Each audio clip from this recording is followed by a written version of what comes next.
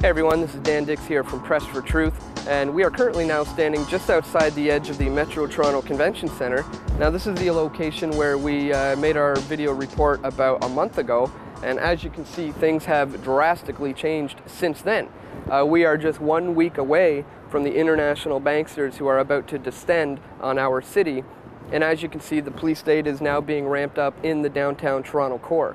So as you can see behind me, where some of your $1.2 billion worth of tax money has gone, it has gone into giant metal fences, security cameras all over the place, and an unprecedented amount of police crawling all over the place.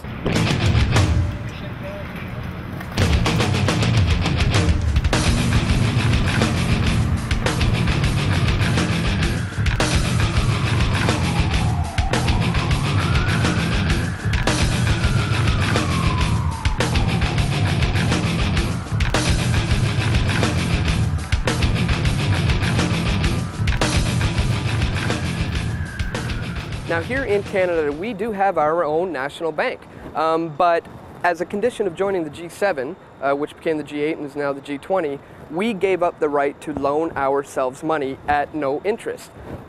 We gave that right up to the IMF, the International Monetary Fund, who is not held accountable to us whatsoever. Now the current governor of the Bank of Canada, Mark Carney, was once on the payroll for an organization known as Goldman Sachs. Now Goldman Sachs is currently under investigation for fraud down in America.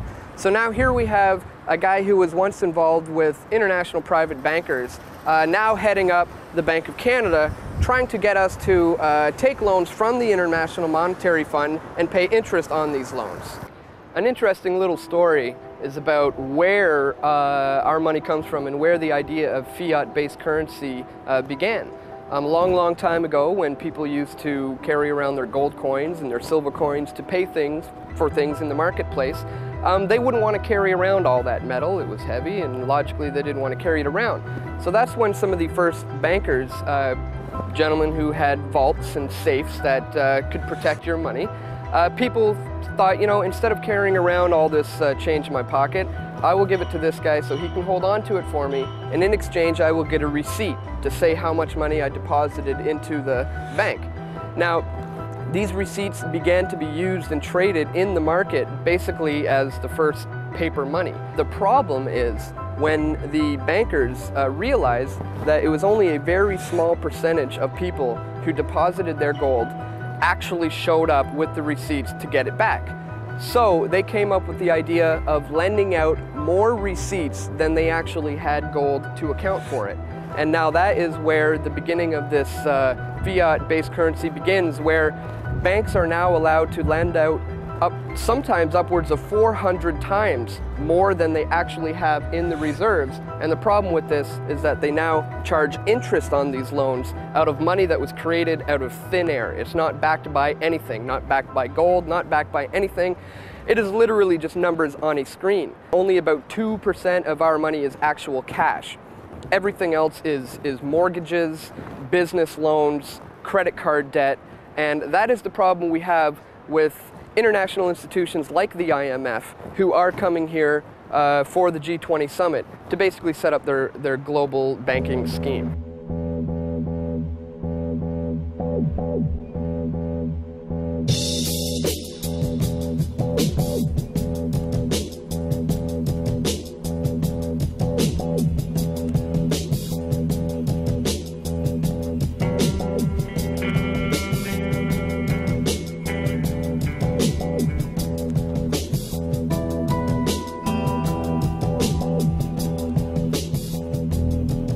The only time that you'll be stopped and won't be allowed in there is if and I stress this, a very, very significant security threat arises.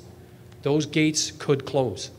And if they close, no one is getting in, with a pass or without a pass. And sadly, that's just the way that we have to deal with that.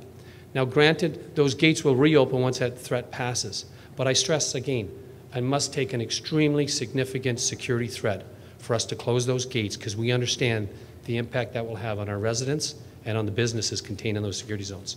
We went to a town hall meeting about the G20 downtown here, and I had the opportunity to get up onto the mic and ask George Tucker, the representative of the Toronto Police and the security units who are going to be charged of the G20.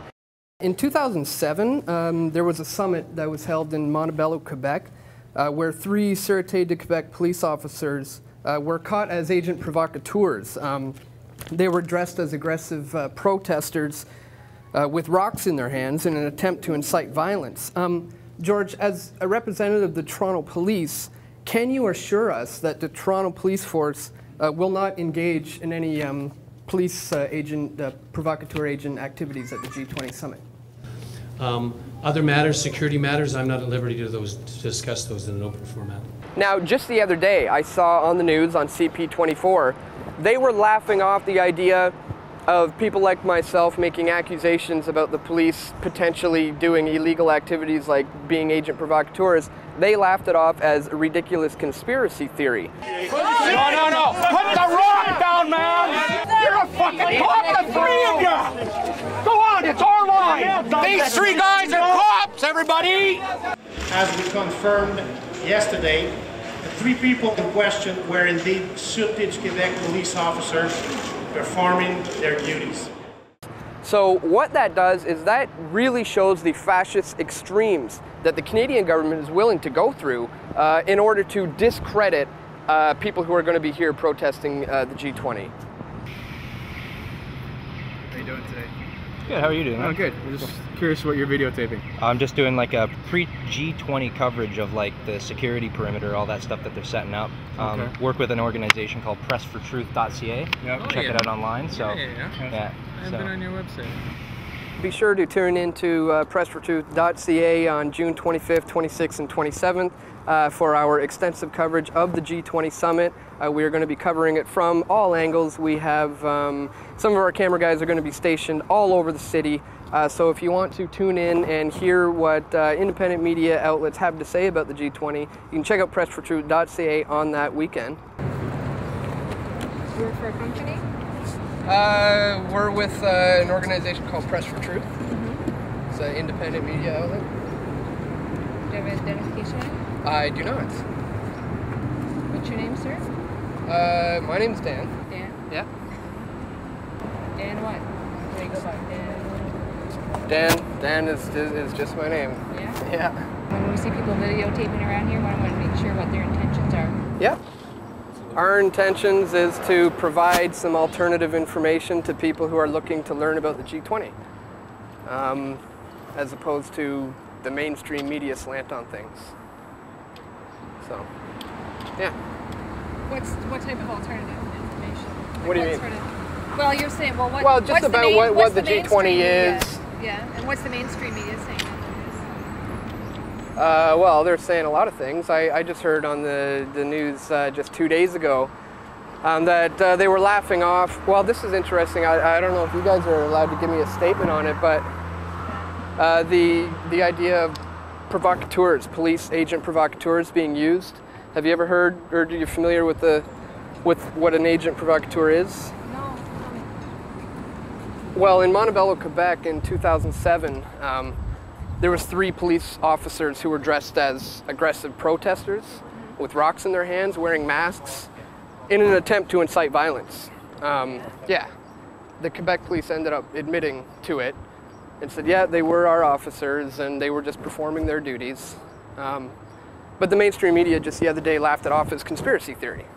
So we're just going to make the point that it's, why would you call it conspiracy theory when it's being openly admitted? So, and about the 10,000 police that have descended upon the city. Oh, because we're here for security. Oh, of course, obviously. Right? Yeah. Well, you got. It's like I just asked your name and you failed to identify yourself. I did not. I told you who I am. Your first name, but you. Yeah. Well, I don't feel that I have to identify myself when I've done nothing illegal. We're on your side. We have nothing against what you guys are doing. We're just trying to bring alternative information to the situation. That's it.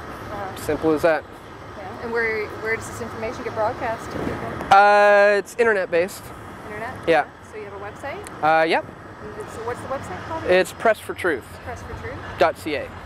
Yeah. So you can check it out, see what we're all about. We're just exercising our freedom of the press. All right, well, we'll back off a little bit so you can make your video. Thanks. Yeah, we appreciate it. Now, we obviously have nothing against the police. We want to work with them and make sure that they know that they have sworn an oath to the Canadian Constitution to uphold our rights and protect us. Now, we want to make sure that just because 20 international globalist banksters are going to be descending upon this city, we want to make sure that they are going to uphold the oath that they took to this Constitution to protect the rights of every average Canadian citizen.